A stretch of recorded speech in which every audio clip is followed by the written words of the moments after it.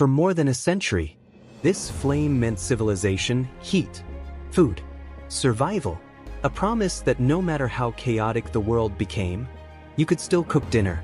But suddenly, America started treating this flame like a threat. News anchors argued about it, politicians attacked it, scientists warned about it, corporations repositioned around it, and millions of ordinary people found themselves trapped inside a strange new battle over a kitchen appliance. Not a car, not a power plant, not an oil refinery, a stove.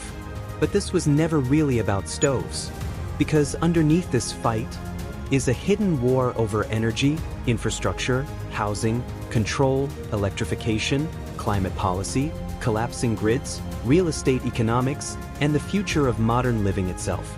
And once you see the system behind it, the kitchen will never look the same again. Before electricity conquered the home, gas did. Entire cities were redesigned around it. Pipelines spread beneath neighborhoods like arteries. Utilities expanded block by block. Gas companies marketed cooking as liberation. No more wood smoke. No more coal ash. No more hauling fuel by hand.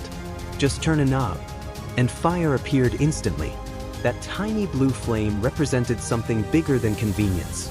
It represented abundance, reliable energy on demand.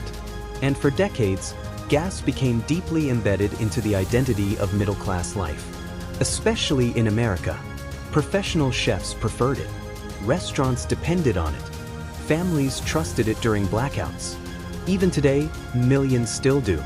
Because unlike electric stoves, gas doesn't care if the grid fails. And that detail is becoming increasingly important. The modern electrical grid was never designed for what's coming. Not this many electric cars. Not this many data centers. Not AI infrastructure. Not electrified heating. Not millions of homes simultaneously converting from gas to electric appliances.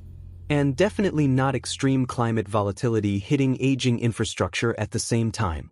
But that's exactly what's happening. Quietly, utilities now face a terrifying equation. Demand is exploding, while resilience is weakening. The grid is aging.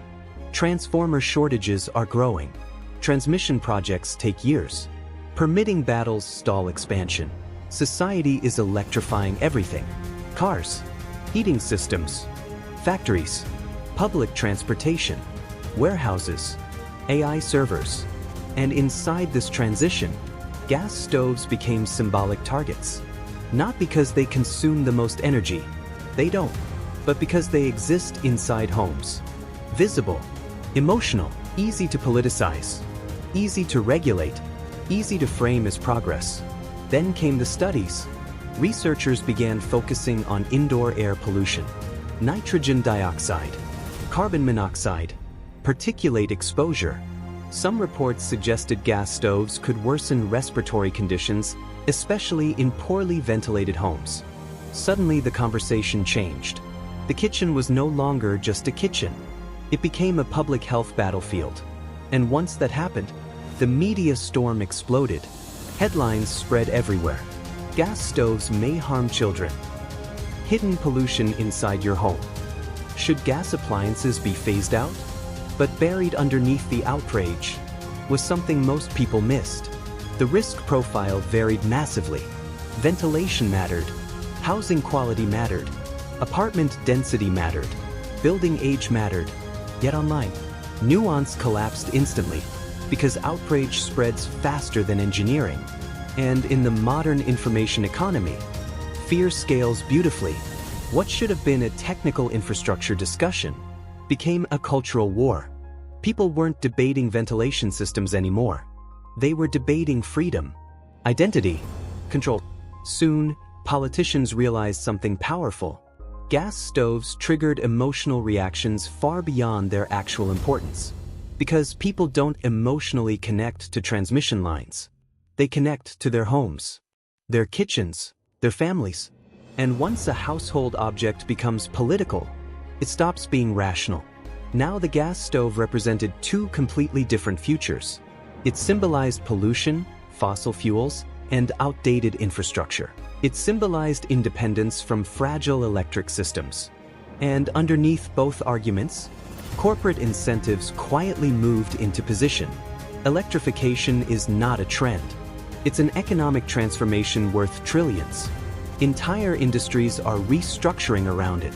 Utilities, construction firms, appliance manufacturers, battery companies, software providers, grid contractors. The future home is being redesigned around centralized electrical dependency.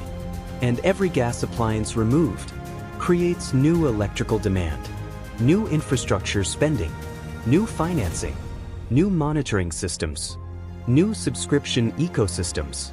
The modern home is slowly becoming a managed electrical platform. And unlike traditional gas systems, smart electrical systems generate data, usage patterns, consumption behavior, peak demand analytics. Energy is no longer just fuel. It's becoming software. And software creates recurring revenue. That changes incentives dramatically, especially for corporations facing slowing growth elsewhere. For wealthy households, electrification can feel exciting. Minimalist induction stoves, smart appliances, tax credits. But for millions of working-class families, the transition looks very different. Older homes often require massive upgrades, electrical panels, wiring replacements, breaker systems, permits. Costs spiral quickly, especially in aging cities where infrastructure is already deteriorating. And this creates a dangerous divide, because energy transitions are never equally distributed. The wealthy adapt first. The poor inherit the instability. Landlords delay upgrades. Tenants absorb higher costs. Small restaurants struggle with retrofits. The people who actually repair and maintain these systems are burning out. Electricians are overwhelmed. Grid technicians are aging out. Skilled trades shortages are worsening globally. Civilization is demanding a gigantic infrastructure rebuild, without enough workers to perform it. Professional kitchens expose the reality faster than politics does. Chefs often prefer gas for one simple reason: instant control. Heat changes immediately. Flames respond physically. Cooking becomes tactile. Induction technology has improved dramatically, but retrofitting commercial kitchens can cost enormous amounts of money, especially for small independent restaurants already surviving on razor-thin margins. And during blackouts, electric kitchens become useless instantly. That matters more now than ever, because power disruptions are becoming increasingly common across parts of the world. Storms, wildfires, heat, grid overloads. Modern infrastructure is entering an age of constant stress, and restaurants sit directly at the intersection of energy fragility and public survival. Food systems depend on reliable power, but reliability itself is becoming uncertain. Here's the paradox almost nobody talks about. Even as homes are pushed toward electrification, much of the electricity still comes from natural gas. Gas plants remain critical for stabilizing renewable heavy grids. Because wind and solar fluctuate, demand doesn't. Hospitals can't shut down because clouds appeared. Data centers can't pause because wind speeds dropped. And AI infrastructure is accelerating this pressure dramatically. Large-scale AI systems consume staggering amounts of electricity.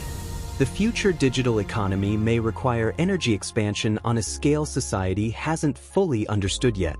Which means, the war against gas appliances exists alongside a growing dependence on gas-powered electricity itself. That contradiction reveals the deeper truth. This isn't a simple transition. It's a collision between competing timelines. Environmental urgency versus infrastructure reality. And reality moves slower than politics. The future home may not belong entirely to the homeowner anymore. As grids become more strained, utilities increasingly experiment with demand management systems, smart thermostats, remote load balancing, time-based pricing. The logic is simple. If electricity becomes the foundation of everything, consumption must become controllable. And that changes the relationship between citizens and infrastructure fundamentally. Gas systems were relatively passive. Electrical ecosystems are dynamic, responsive, networked, trackable. In some regions, utilities can already reduce certain household energy loads remotely during peak demand emergencies. Most people barely notice, but the direction is clear. The modern home is slowly merging with the logic of the grid itself. Not fully autonomous, but increasingly coordinated. And once kitchens become software-dependent ecosystems, they stop being just kitchens.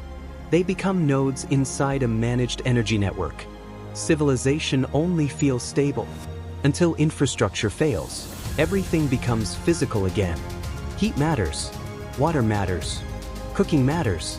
The modern world operates on the assumption that systems will always function, but increasingly, they don't. Storms intensify, supply chains fracture, cyber attacks grow, transformer shortages expand, and every layer of technological complexity introduces new forms of fragility. The debate over gas stoves accidentally exposed something much larger. Modern society is deeply anxious about dependence. Dependence on grids, dependence on corporations, dependence on fragile infrastructure nobody fully understands anymore. Because somewhere deep down, people sense the system becoming less resilient, not more. And that fear manifests in strange places. Even in kitchens, the real war was never against gas stoves. The stove was simply the visible surface of something far larger. A civilization trying to redesign its entire energy foundation, while simultaneously dealing with political division, aging infrastructure, labor shortages, climate pressure, housing crises, technological disruption, and economic instability. And transitions at this scale are never smooth, because every energy system creates winners and losers. Every infrastructure shift creates dependency changes.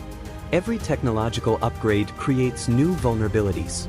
The kitchen became symbolic because it sits at the center of daily life. It's where energy becomes personal, where policy becomes physical, where global systems enter ordinary homes. And maybe that's why this debate became so emotional, because people weren't really arguing about stoves. They were arguing about trust. Trust in institutions, trust in infrastructure, trust in the future itself. And once trust begins eroding, even a small blue flame can become politically explosive. Civilizations are not defined by the technologies they build. They are defined by how fragile those technologies become when the systems underneath them start to fail. The flame clicks off. Black screen.